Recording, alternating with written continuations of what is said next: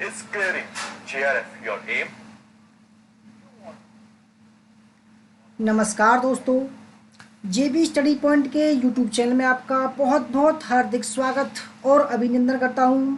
तो friends, NTA UGC net paper 1 का महामैराथन practice set संख्या दोस्तों 91 है और हमारा टॉपिक है आज का अनुसंधान अभिक्षमता रिसर्च एप्टीट्यूड। दोस्तों, अगर आपको पेपर 1 की सभी क्लास करनी है तो दोस्तों जेबी स्टडी पॉइंट का हमारा ऐप है, उसको डाउनलोड कर लीजिएगा। तो आज से मैं आपको एक मोटिवेशन तो एक शायरी सुनाऊंगा डेली। तो सफलता सक्सेस तो सफलता की सबसे खास बात होती है तो जो मेहनत करते हैं ना, जो मेहनत करते हैं वो उस पर फिदा हो जाती है या उससे प्यार कर बैठती है। दोस्तों कुछ भी समझ सकते हैं आप कि जो सफलता होती है दोस्तों, जो मेहनत करते हैं वो उन पर फिदा हो जाती है। दोस्तों आज का ये, और आप भी, मैं चाहता हूँ तो आप भी दोस्तों मेहनत करें और सफलता आपसे प्यार करने लगेगी। तो दोस्तों आज का ये कोटेशन था, हो सकता है आपको अच्छा लगे, हो सकता है किसी को बुरा लगे हो। दोस्तों सबका वेलकम है, हार्दिक स्वागत, अभिनंदन। दोस्तों हमारा नाम देव कुमार बौद्ध, पीएचडी इतिहास, एक बार JRF नेट पर, और हमारा उद्देश्य है अब की बार नेट JRF पार। तो फ्रेंड्स, अगर आप हमारे चैनल पर नए हैं और आपने अभी तक हमारा चैनल सब्सक्राइब नहीं किया तो प्लीज़ सब्सक्राइब कर लीजिए। उसके पास में जो बेल आइकन है उसको प्रेस कर लीजिए, जिससे कि आने वाली वीडियो का नोटिफिकेशन आपको पहले मिल सके। वीडियो को लाइक और शेयर जरूर कीजिएगा। तो फ्रेंड्स देखो, सबका वेलकम है, हार्दिक स्वागत है। Vaishali Chavda ji welcome, Vishu Yadav ji good evening, Meena Kumar ji, Anita Kumar ji, Devendra Yadav ji, Sarita Kumari ji, Puja Bharti ji, Deepshika ji, Sonia Lohia ji, Saraswati ji, Hinmi ji कह रही हैं good evening, I am Sumandeep. Okay Sumandeep ji welcome आपका। Shivaji good evening, Deependra Kaushik ji good evening, Archana Tiwari ji good evening, Jyotsna Mahato ji, Madhu Mishra ji, निभा कुमारी जी, मोहन शर्मा जी। तो सबका हार्दिक स्वागत है और अभिनंदन है। दोस्तों लास्ट तक बनी रहेगा, ठीक है। सवाल अब हार्ड लेके आऊंगा मैं, बिल्कुल हार्ड से हार्ड, ठीक है। मोहन शर्मा जी वेलकम आपका, Bhola Kumar ji good evening welcome, Vikram Singh ji good evening. Vishu ji कह रहे हैं सबकी प्रिपरेशन कैसी चल रही है, सबकी बढ़िया चल रही होगी, चिंता ना करो। दोस्तों शुरू करते हैं। हमारा ऑफिशियल ऐप्स दोस्तों ये वाला है, जेबी स्टडी पॉइंट डाउनलोड करके दोस्तों आप जितनी भी डेमो क्लास हैं उसको कर सकते हैं आप। तो शुरू करते हैं बिना किसी देरी के। दोस्तों पहला सवाल, दोस्तों सारे ही सवाल एकदम स्टैंडर्ड लेवल के हैं, हार्ड तरीके के हैं, ठीक है। एकदम तो लो लेवल का एक भी सवाल नहीं होगा। तो पहला सवाल है, परिकल्पना निगमनात्मक शोध प्रतिमान का प्रयोग करने में निम्नलिखित में से किस क्रम को उपयुक्त माना जाता है। दोस्तों सवाल को समझिएगा। सवाल कह रहा है कि जब हम शोध करते हैं, शोध का एक दोस्तों नियम होता है, ठीक है, कि पहले क्या करते हैं, उसके बाद में क्या करते हैं, तीसरा स्टेप क्या होता है, चौथा स्टेप क्या होता है। दोस्तों पहला देखते हैं ऑप्शन, परिकल्पना निर्माण, परिकल्पना परीक्षण, सामान्यीकरण पर पहुंचना और निष्कर्ष। दूसरा ऑप्शन है शोध समस्या निर्धारित करना, परिकल्पना निर्माण, परिकल्पना परीक्षण, सामान्यीकरण पर पहुंचना और निष्कर्ष। तीसरा ऑप्शन है परिकल्पना निर्माण, शोध समस्या निर्धारित करना, परिकल्पना परीक्षण, सामान्यीकरण पर पहुंचना और निष्कर्ष। चौथा है परिकल्पना परीक्षण, परिकल्पना निर्माण, शोध समस्या को अंकित रूप देना, सामान्यीकरण पर पहुंचना और निष्कर्ष। दोस्तों देखो, मैंने अक्सर देखा है जब सवाल आपकी समझ में कम आते हैं तो दोस्तों आप निकल जाते हो, भाई ऐसा नहीं करना, बिल्कुल भी ऐसा नहीं करना है। तो दोस्तों डरना नहीं है बिल्कुल भी, मैं बार बार बोलता हूँ, डरना नहीं है बिल्कुल भी। सवालों को अच्छे तरीके से समझो, एक बार नहीं दोबारा देखो, समझ में आएगा। मजुद्दीन जी वेलकम और कह रहे हैं रिसर्च टॉपिक कठिन लगता है। कुछ कठिन नहीं है, बस एक बार सही से चेक करो, ठीक है। तो जब आप पीएचडी करोगे या शोध करोगे तो सबसे पहले आपको एक टॉपिक का चयन करना पड़ेगा, टॉपिक, समस्या का चयन करना पड़ेगा, ठीक है। उसके बाद में फिर दोस्तों हाइपोथेसिस आती है, हाइपोथेसिस का निर्माण करते हैं। उसके बाद में दोस्तों उसके हम टेस्टिंग करते हैं, विश्लेषण, ठीक है। और फिर तो उसके बाद में सामान्यीकरण पहुंचते हैं, फिर तो निष्कर्ष पर पहुंचते हैं, ठीक है। और स्ट्रक्चर भी बनता है उसमें, ठीक है। और उसमें विश्लेषण भी करते हैं, डाटा कलेक्शन भी करते हैं, एनालिसिस भी करते हैं, ठीक है। तो अब इसमें हमें देखना है कि सबसे पहले देखना है शोध समस्या का निर्धारण करना, या शोध समस्या या रिसर्च प्रॉब्लम किस में है। इसमें नहीं है, पहला गलत हो जाएगा, ठीक है। तीसरे में नहीं है पहला, और दोस्तों चौथे में भी नहीं है। दूसरा ऑप्शन ये देखो, शोध समस्या का निर्धारण करना, यानी कि सिलेक्शन ऑफ रिसर्च प्रॉब्लम। उसके बाद में हाइपोथेसिस निर्माण, परिकल्पना, टेस्टिंग, सामान्यीकरण और निष्कर्ष। तो ऑप्शन नंबर इसका बी राइट आंसर हो जाएगा। अश्वनी जी गुड इवनिंग, वेलकम। परिकल्पनात्मक निगमनात्मक शोध प्रतिमान प्रयोग करने में निम्नलिखित क्रम को उपयुक्त बनाया जाता है। सबसे पहले दोस्तों होता है हमारा शोध समस्या निर्धारित करना, या शोध समस्या का चयन करना, टॉपिक को फाइंड करना, सिलेक्शन ऑफ टॉपिक। उसके बाद में आता है हमारा दोस्तों परिकल्पना का निर्माण, हाइपोथेसिस, ठीक है। उसके बाद में परिकल्पना टेस्टिंग, प्रदत्तों का संकलन, यानी कि दोस्तों आंकड़ों का संकलन, प्रदत्तों का विश्लेषण, जो हमने दोस्तों आंकड़े कलेक्ट किए हैं उसको हम जो है विश्लेषण करेंगे, कौन हमारे काम का है, कौन हमारे काम का नहीं है, ठीक है। उसके बाद में तो सामान्यीकरण पहुंचेंगे, और उसके बाद में निष्कर्ष। दूसरा सवाल दोस्तों, हिंदी और इंग्लिश दोनों माध्यम में है ये सवाल। निम्नलिखित में से कौन सी शोध प्रक्रिया पराविद्यात्मक उपागम के अंतर्गत आएगी, ठीक है। पहला ऑप्शन है मानकीय सर्वेक्षण, प्रयोग मूलक अध्ययन, निर्जातीय वर्णन संबंधी अध्ययन और कार्योत्तर अध्ययन। दोस्तों हिंदी और इंग्लिश में दोनों में है। मानकीय मतलब होता है नॉर्मेटिव सर्वे, प्रयोगमूलक एक्सपेरिमेंटल स्टडी, और निर्जातीय एंथ्रोग्राफी स्टडी, और कार्योत्तर एक्स पोस्ट फैक्टो स्टडी।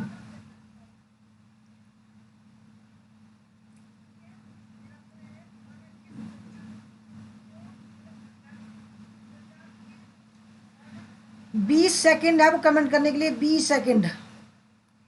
निम्नलिखित में से कौन सी शोध प्रक्रिया पराविद्यात्मक उपागम के अंतर्गत आती है। तो अगर आपको हिंदी में समझ में नहीं आता है तो आप इंग्लिश में जरूर देख लिया करना, ठीक है। Post positivistic approach. तो फ्रेंड्स दूसरे सवाल का जो सही आंसर है तो वो है ऑप्शन नंबर सी, निर्जातीय वर्णन संबंधी अध्ययन। निर्जातीय वर्णन संबंधी अध्ययन पराविद्यात्मक उपागम अथवा उत्तर प्रत्यक्षवाद, पोस्ट पॉजिटिविस्ट रिसर्च अप्रोच के अध्ययन के अंतर्गत आएगी। उत्तर प्रत्यक्षवाद उपागम पद्धतिगत बहुलवाद पर बल देता है। यह इस मान्यता पर आधारित है कि किसी शोध में अपनाई जाने वाली विधि या पद्धति उस शोध के शोध प्रश्न पर आधारित होनी चाहिए। यह वास्तविकता की व्यक्तिनिष्ठता सब्जेक्टिविटी से संबंधित होता है, और प्रत्यक्षवादियों द्वारा अपनाए गए पूर्ण वस्तुनिष्ठता वाले रूप से दूर जाता है। Meena Kumari ji good evening, welcome ma'am, आपका स्वागत है।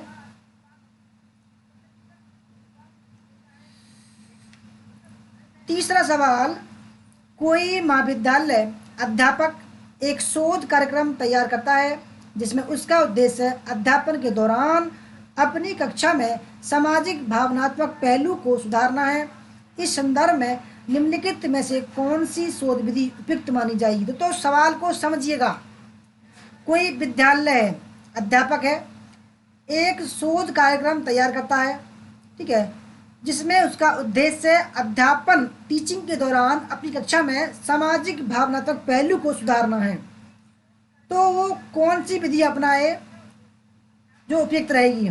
पहला ऑप्शन है प्रयोग मूलक विधि, वर्णनात्मक विधि, ऐतिहासिक विधि, या एक्शन रिसर्च क्रियात्मक अनुसंधान विधि।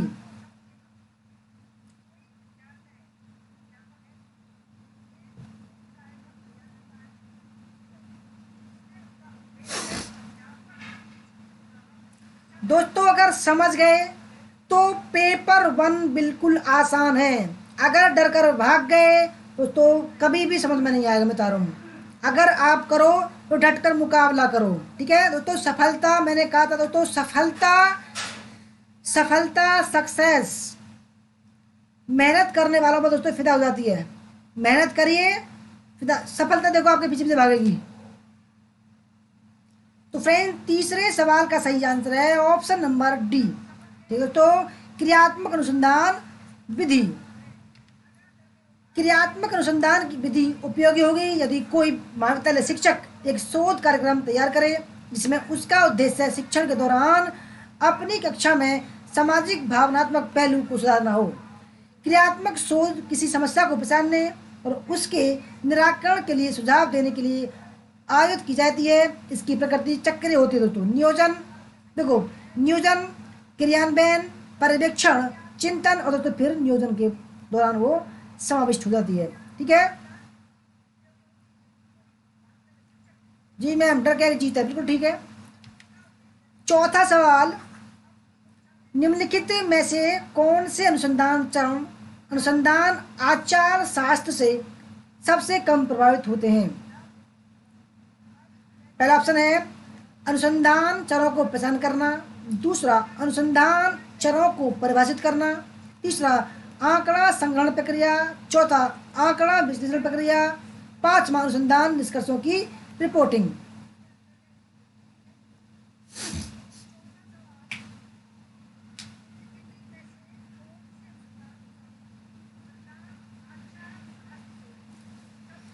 बीस सेकेंड है आपको कमेंट करने के लिए, 20 सेकेंड, 20 सेकेंड। निम्नलिखित में से कौन से अनुसंधान चरण अनुसंधान आचार शास्त्र से सबसे कम प्रभावित होते हैं? आचार शास्त्र,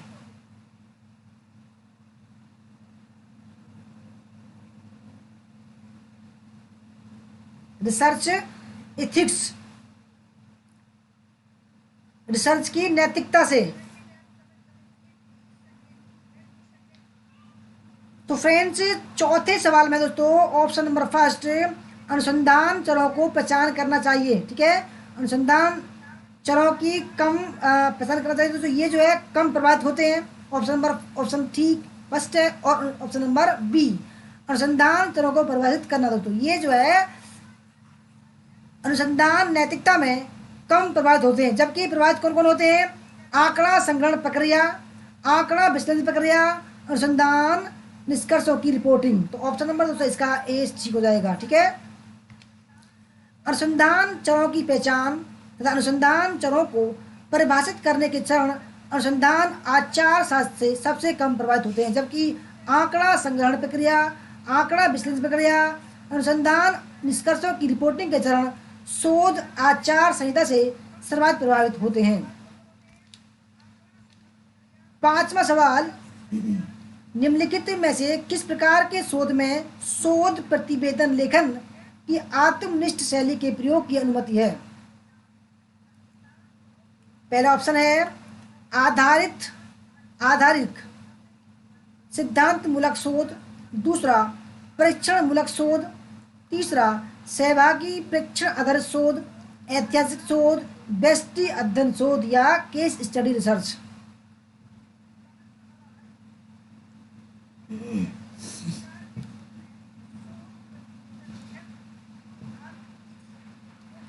दोस्तों संख्या घटने लगी, इसका मतलब सवाल समझ में नहीं आ रहे क्या करें,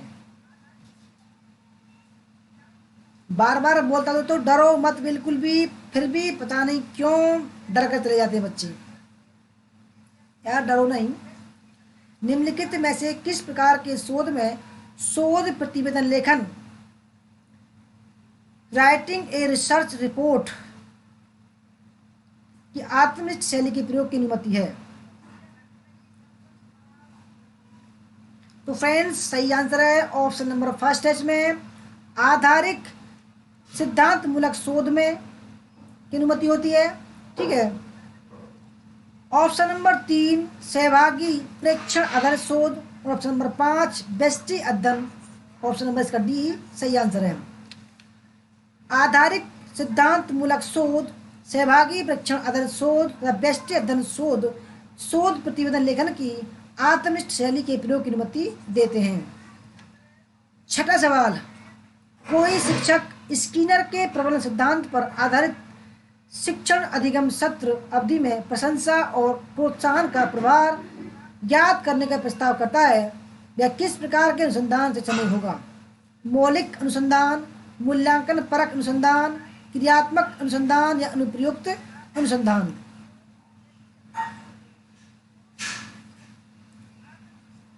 सूची कह रही है बता दिया करिए किस टॉपिक का टेस्ट लेना है। अच्छा जी, चलो कल का जो टॉपिक होगा मैं बता दूंगा आपको, ठीक है?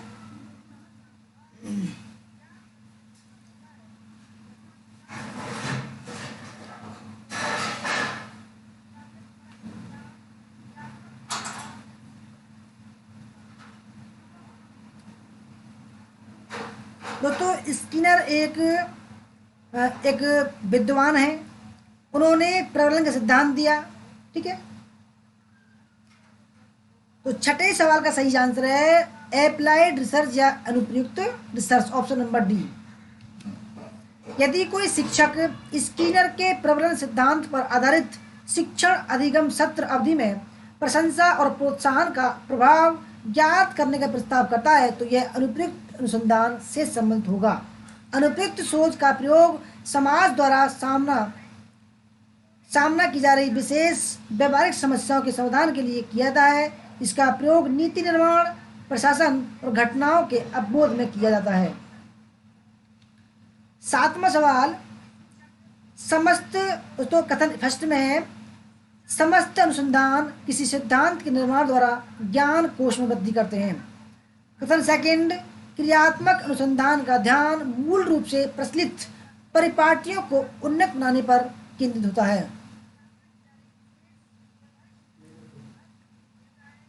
20 सेकंड है कमेंट करने के लिए, 20 सेकंड। कौन सा ठीक है?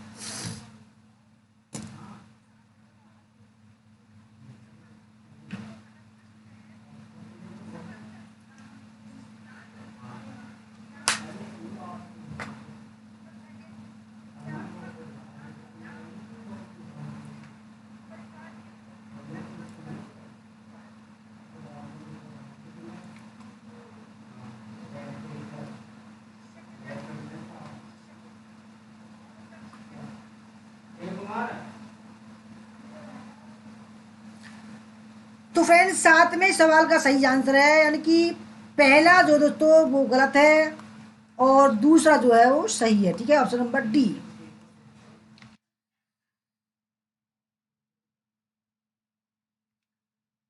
आठवां सवाल, सूची फर्स्ट में है प्रमुख अनुसंधान पद या की रिसर्च टर्म, सेकंड में उनका विवरण।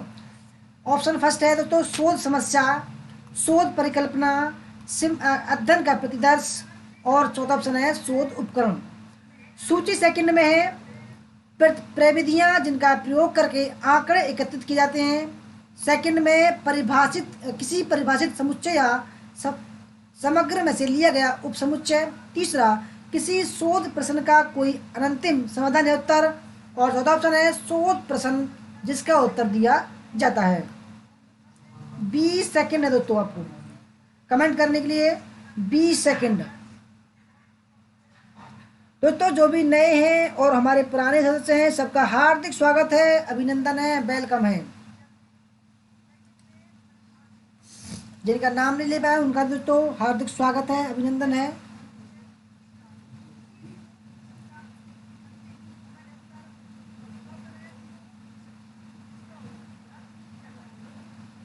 सुनील कुमार जी वेलकम आपका, गुड इवनिंग, वेलकम।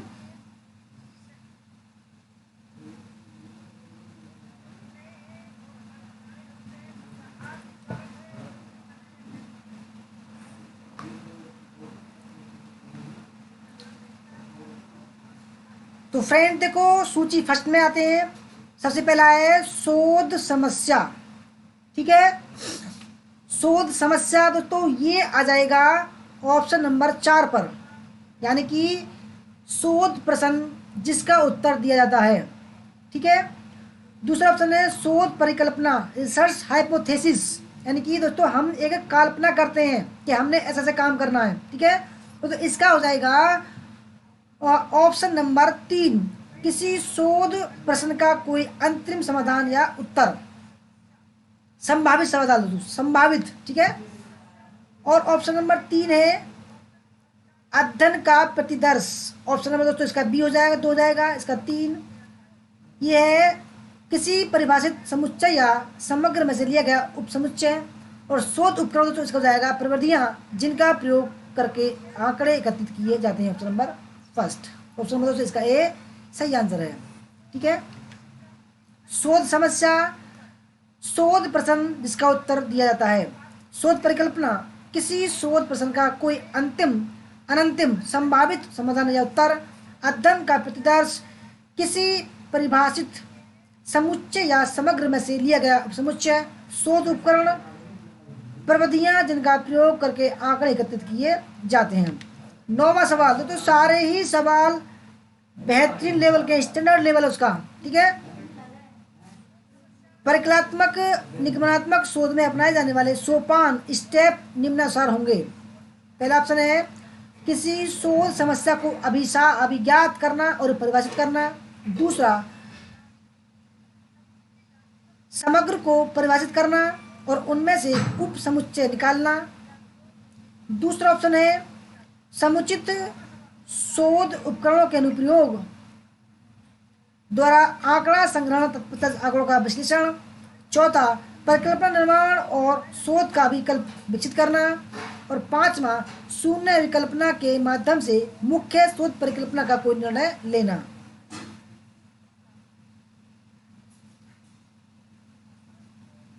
अनिता जी कह रहे हैं आज का क्वेश्चन कोई समझ में आ रहा है, बाकी सब डीपली लग रहा है डीपली है, स्टैंडर्ड लेवल है, ठीक है। अश्विनी जी कह रहे हैं सर कितने क्वेश्चन हैं? 20 क्वेश्चन हैं।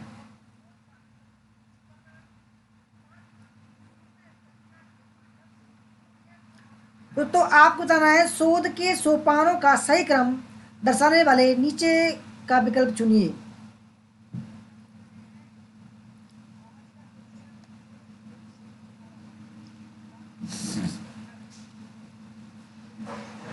तो फ्रेंड्स देखो, मैंने कहा था कि सबसे पहले क्या करते हैं हम, शोध समस्या को पहचानते हैं। दोस्तों ऑप्शन नंबर 1 जो है किसी शोध समस्या को अभिसात करना और परिभाषित करना, पहला ये जाएगा, यानी कि पहले नंबर पर आएगा, ठीक है। दूसरे नंबर पर आएगा दोस्तों ऑप्शन नंबर डी, परिकल्पना निर्माण, क्योंकि शोध समस्या के बाद में दोस्तों हाइपोथेसिस का निर्माण करते हैं हम, ठीक है। परिकल्पना निर्माण और शोध का विकल्प विकसित करना दूसरे नंबर पर आइए। उसके बाद दोस्तों हम क्या करते हैं, समग्र को परिभाषित करना या टेस्टिंग करना, उनमें से उप समुच्चय निकालना तीसरे नंबर पर आ जाएगा।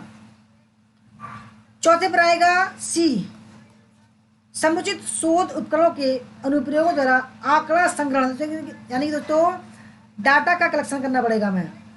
उसके बाद में विश्लेषण होगा और लास्ट में दोस्तों शून्य परिकल्पना के माध्यम से मुख्य शोध परिकल्पना के पर कोई निर्णय लेना। ऑप्शन नंबर इसका ए ठीक आंसर हो जाएगा।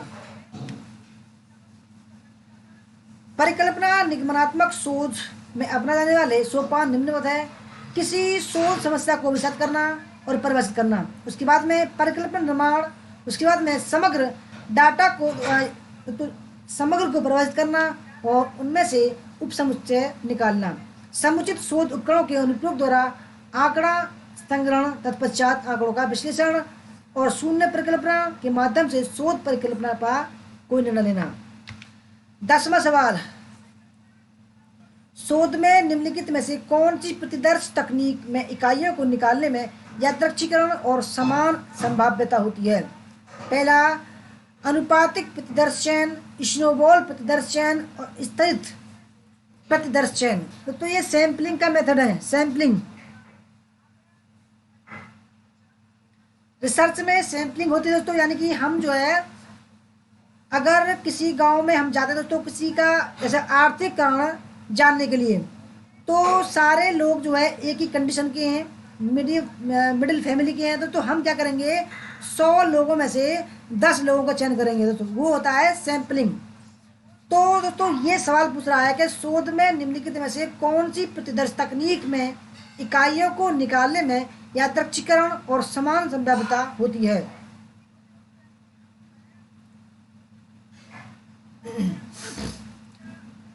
कौशल्य यादव जी वेलकम।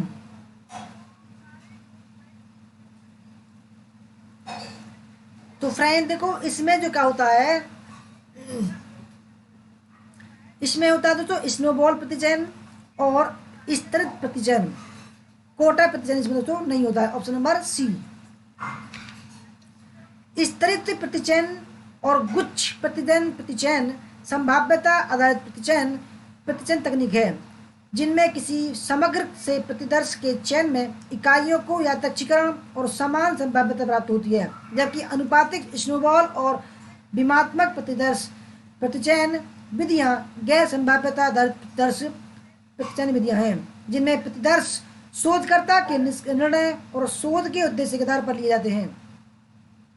संभाव्यता आधारित प्रतिचयन में समग्र के सभी तत्व के प्रतिदर्श में चुने जाने की संभावना समान होती है, प्रत्येक इकाई को चुनने की स्वतंत्रता ही इसे अधिक प्रभावकारी बनाती है। वहीं असंभाव्यता आधारित प्रतिचयन में समग्र के सभी तत्वों के प्रतिदर्श में चुने जाने की संभावना असामान्य होती है। इसे शोधकर्ता अपने शोध कार्य, लागत, समय, स्थान के आधार पर प्रतिदर्श में होता है सैंपल को चयनित एवं निर्धारित करता है। परिसीमन की ये मात्रा ही सैंपल विधि को दुर्बल बनाती है।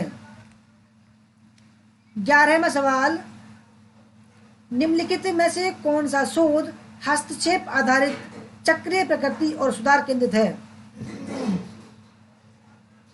पहला ऑप्शन है व्यष्टि अध्ययन शोध, सर्वेक्षण शोध, प्रयोगात्मक शोध, एक्शन रिसर्च। तो ये सवाल मैंने अभी कुछ सवाल पहले बताया था, ठीक है। निम्नलिखित में से कौन सा शोध हस्तक्षेप आधारित चक्रीय प्रकृति और सुधार केंद्रित है।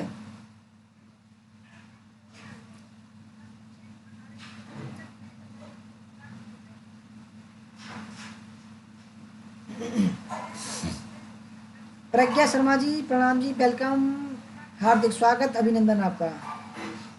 दोस्तों देखो क्रियात्मक शोध क्या होता है दोस्तों, चक्रीय प्रकृति का होता है। Option number D. क्रियात्मक शोध हस्तक्षेप आधारित चक्रीय प्रकृति और सुधार केंद्रित होता है। यह किसी समस्या को पहचानने व उसके निदान हेतु सुझाव देने के लिए आयोजित की जाती है। इसकी प्रकृति चक्रीय होती है। क्रियात्मक शोध का प्रयोग प्राय दैनंदिन विद्यालय संबंधी समस्याओं के समाधान हेतु किया जाता है। नियोजन, क्रियान्वयन, परीक्षण और चिंतन। 12वां सवाल, किसी शोध परियोजना में उचित प्राथमिक परीक्षा का उपयोग करते हुए शोधकर्ता को निराकरणीय परिकल्पना को निरस्त करने के साक्ष्य प्राप्त हो जाते हैं। ऐसा करने के किस प्रकार की त्रुटि होने की संभावना होती है।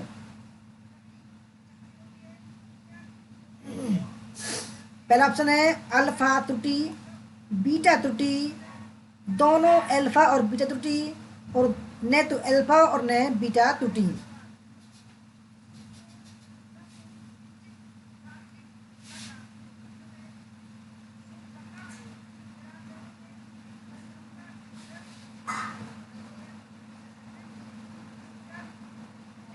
विवेक रोशन जी वेलकम, आपका स्वागत है हमारे चैनल पर आपका।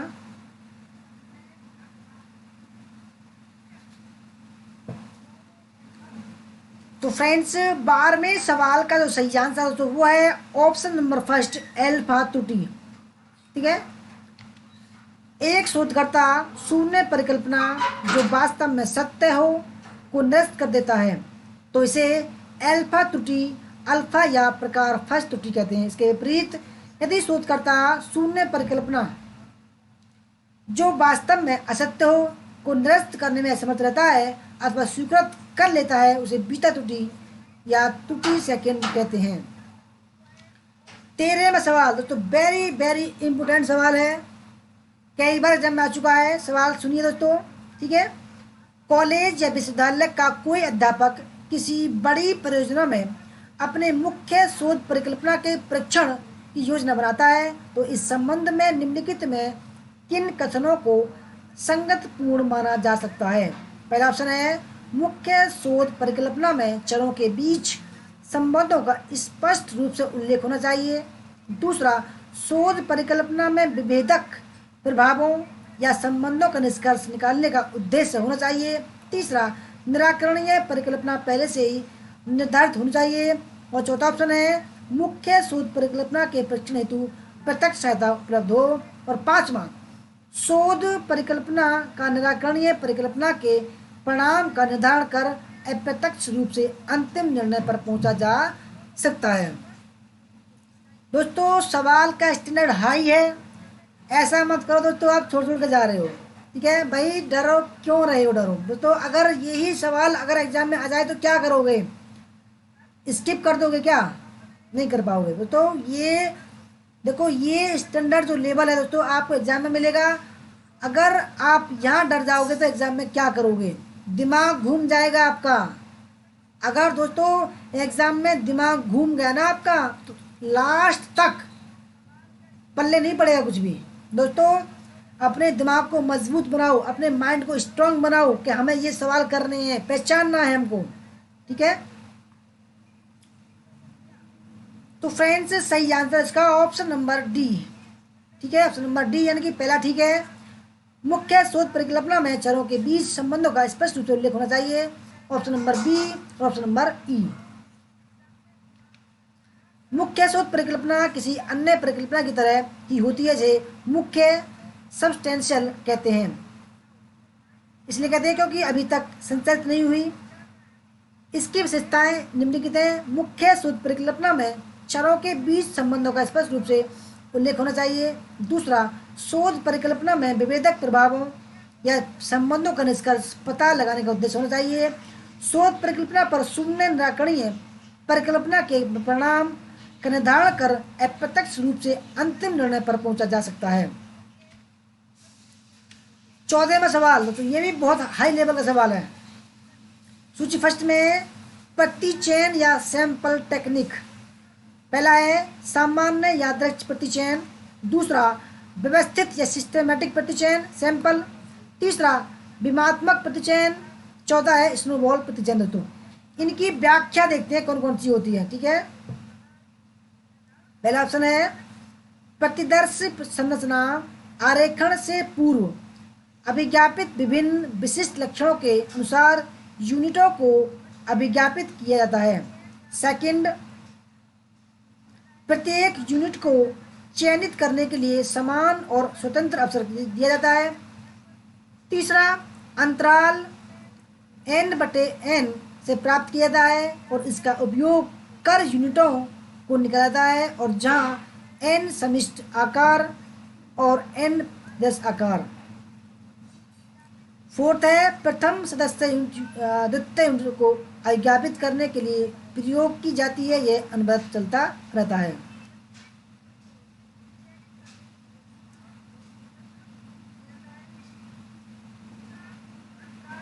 तो इस सवाल में आपको 30 सेकंड है, 30 सेकंड, बड़ा सवाल है, ठीक है, खतरनाक सवाल है।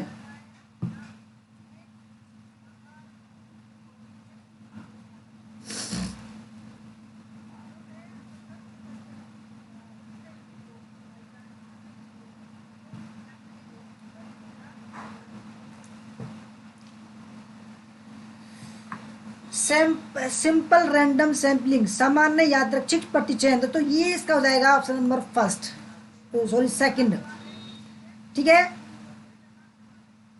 यानी कि प्रत्येक यूनिट को चयनित करने के लिए समान और स्वतंत्र अवसर दिया जाता है। व्यवस्थित प्रतिचयन में क्या होता है दोस्तों, ऑप्शन नंबर थर्ड हो जाएगा, अंतराल से प्राप्त किया जाता है और इसका उपयोग कर यूनिटों को निकाला जाता है जहां n सम्मिश्र आकार और n प्रतिदर्श आकार है। तीसरा, विमात्मक प्रतिचयन, इसका हो जाएगा दोस्तों ऑप्शन नंबर फर्स्ट, और ऑप्शन नंबर 4 स्नोबॉल में है दोस्तों, इसका हो जाएगा ऑप्शन नंबर 4, ठीक है। ऑप्शन नंबर इसका बी सही आंसर है। व्यवस्थित, सामान्य, विमात्मक और स्नोबॉल प्रतिचंद्रित्व। एक बार और देख लेना, ठीक है, समझ में आ जाएगा आपको। 15वां सवाल, कथन ए है, शोध में इंद्रियानुभाविक आगमनात्मक प्रतिमान यथार्थ चित्रण के अर्थ प्रदायी आत्मनिष्ठ दृष्टिकोण पर बल देता है। तर्क, क्योंकि इस प्रतिमान में शोध का उद्देश्य सामान्यीकरण पर पहुंचना नहीं है, बल्कि सजीव यथार्थ की खोज है। 20 सेकंड है आपको कमेंट करने के लिए, 20 सेकंड।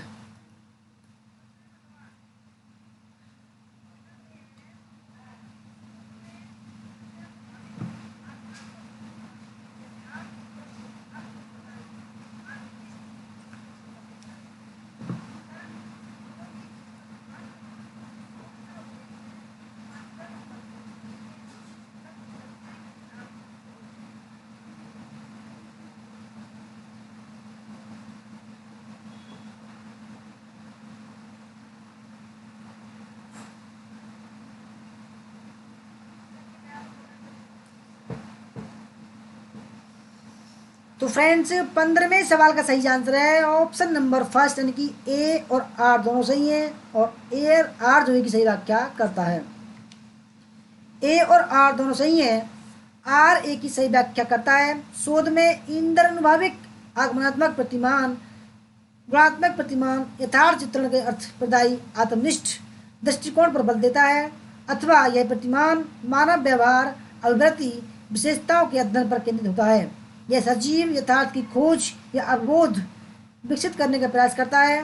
उदाहरण के रूप में व्यष्टि अध्ययन, निर्जातीय अध्ययन, दर्शन शास्त्रीय अध्ययन एवं अन्य गुणात्मक शोध में आगमनात्मक प्रतिमान का उपयोग किया जाता है।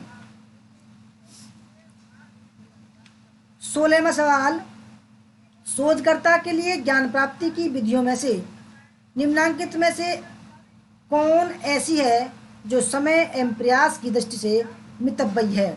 ठीक है,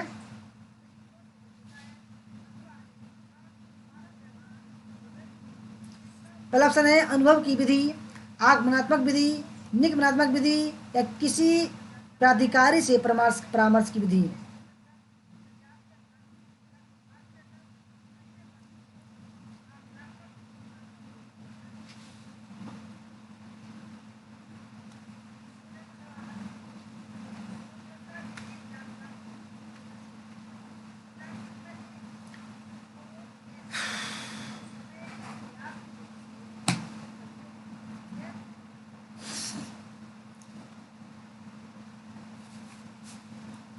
तो फ्रेंड्स ऑप्शन नंबर डी इसका राइट आंसर है, किसी प्राधिकारी कंसल्टेंट से या अथॉरिटी से परामर्श की विधि। किसी प्राधिकारी या शोध निर्देशक से परामर्श की विधि समय और प्रयास की दृष्टि से शोधकर्ता के लिए तो मितव्ययी यानी कि लाभदायक है।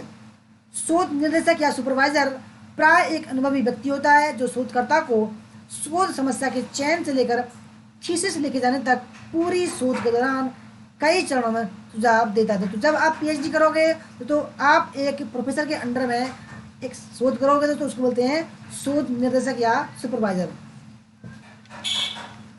17वां सवाल, निम्नांकित प्रदत्त सूची से उन विशेषताओं को संसूचित करने वाले कथनों को चुनिए जो गुणात्मक शोध प्रतिमान से संबंधित हैं। पहला ऑप्शन है, यह शोध प्रतिभागियों के परिप्रेक्ष्य से सामाजिक घटनाओं के अवबोध से संबंध है। दूसरा, यह चरों के मध्य संबंध स्थापित करने की ओर अग्रसर होता है तथा मापित सामाजिक तथ्यों में परिवर्तन के कारणों की व्याख्या करता है। तीसरा, यह वास्तविक परिदृश्य में संचालित होता है जो आधार सामग्री का प्रत्यक्ष स्रोत है तथा शोधकर्ता एक महत्वपूर्ण साधक है। चौथा, यह प्रक्रिया से संबंधित है न परिणामों या उत्पादों मात्र से। पांचवा, यह सार्वभौमिक संदर्भ रहित सामान्यीकरणों के प्रतिपादन का प्रयास करता है।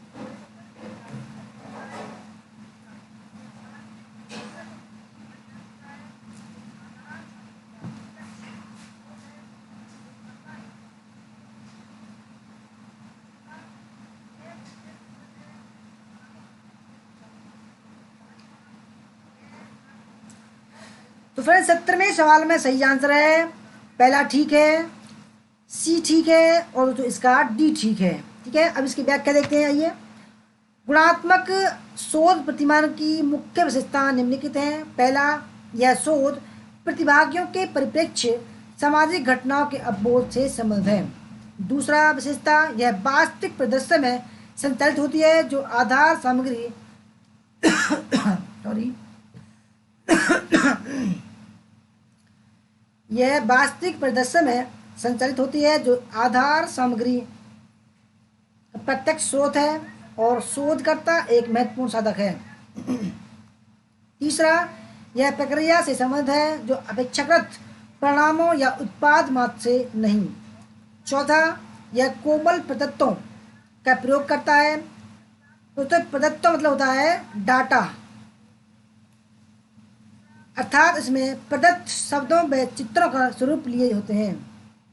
चौथा और पांचवा, यह आगमनात्मक तर्क शोध उपागम का प्रयोग करते हुए निष्कर्ष तक पर पहुंचता है।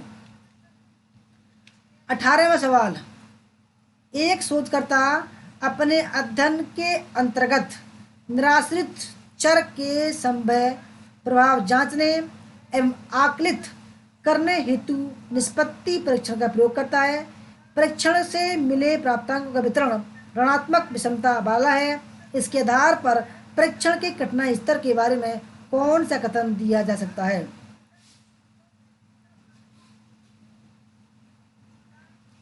पहला ऑप्शन है परीक्षण अत्यंत सरल है, परीक्षण अत्यंत कठिन है, परीक्षण ने तो सरल ने कठिन है और परीक्षण सरल है और इसका समानीकरण की जरूरत है।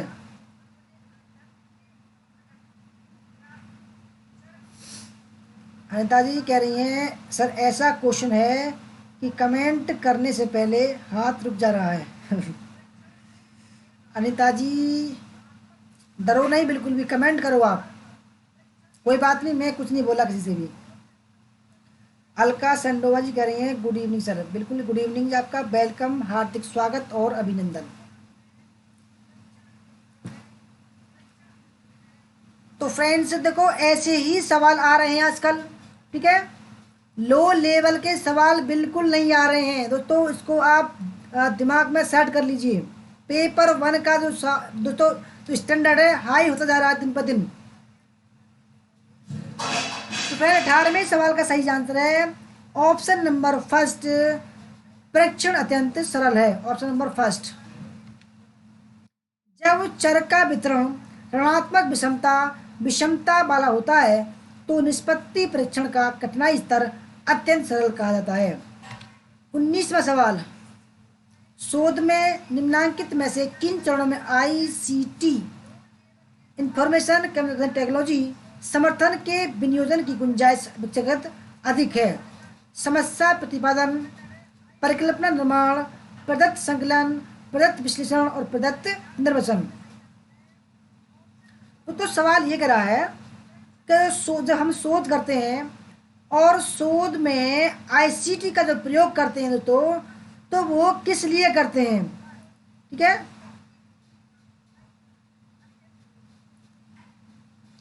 आईसीटी का दोस्तों जो सपोर्ट करते हैं, समर्थन करते हैं दोस्तों, उसको हम लाते हैं अपने शोध में, तो उसका जो दोस्तों जो गुंजाइश है वो कहाँ अधिक होती है, किस में अधिक होती है?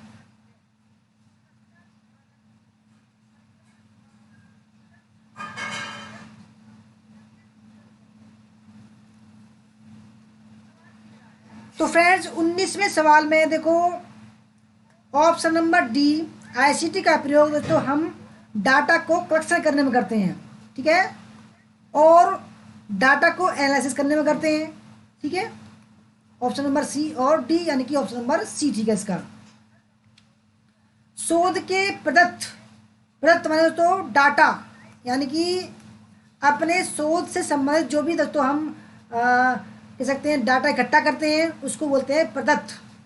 संकलन मैंने इकट्ठा करना। शोध के प्रदत्त संकलन और प्रदत्त विश्लेषण चरणों में आईसीटी के अनुप्रयोग का महत्व अपेक्षाकृत अधिक है। प्रश्नावली को ईमेल करके ऑनलाइन सर्वे कराकर शोध संबंधित प्रदत्त संकलन में आईसीटी सहायक होता है। इसके अलावा विभिन्न परामितिक अथवा अप्रामाणिक परीक्षणों तथा विभिन्न जटिल सांख्यिकीय गणनाओं में कंप्यूटर तथा इंटरनेट पर उपलब्ध पैकेजों का प्रयोग करके विश्लेषण प्रक्रिया को आसान बना देता है। दोस्तों हमारा 20वां सवाल है, अभिकथन है एक शोधकर्ता को सभी चरणों में नैतिक और आचार संबंधी मानकों को चोट पहुंचाए बगैर कोडल औपचारिक का प्रयोग करना होता है। तर्क, क्योंकि हालांकि प्रदत्त संग्रहण, प्रदत्त विश्लेषण और प्रदत्त के विवेचन या व्याख्या के संदर्भ में आचार संहिता की दृष्टि से आघात पहुंचने की पर्याप्त गुंजाइश है। दोस्तों आचार संहिता मतलब होता है यहाँ पर दोस्तों नैतिकता, इथिक।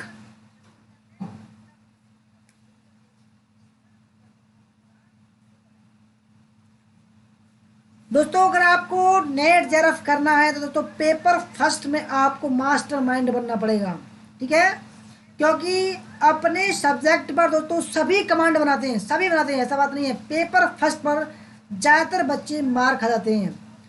अगर दोस्तों मैं बता रहा हूँ आपको, सफलता की कुंजी जो है वो पेपर फर्स्ट ही है। अगर जिसके पेपर फर्स्ट में अच्छे नंबर आए उसको कोई नहीं रोक सकता है।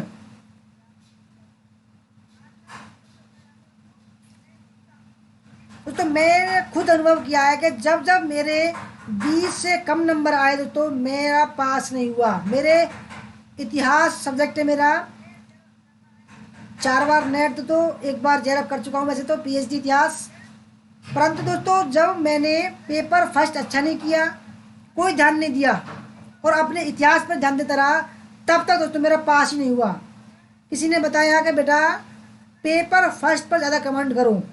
जिस दिन 35 प्लस में तुम्हारे क्वेश्चन ठीक हो गए, समझ लो जेआरएफ हो जाएगा दोस्तों। जेआरएफ उस दिन के बाद दोस्तों पेपर फर्स्ट पर कमांड करनी शुरू की तो लगातार 4 बार नेट, 1 बार जेआरएफ हो गया।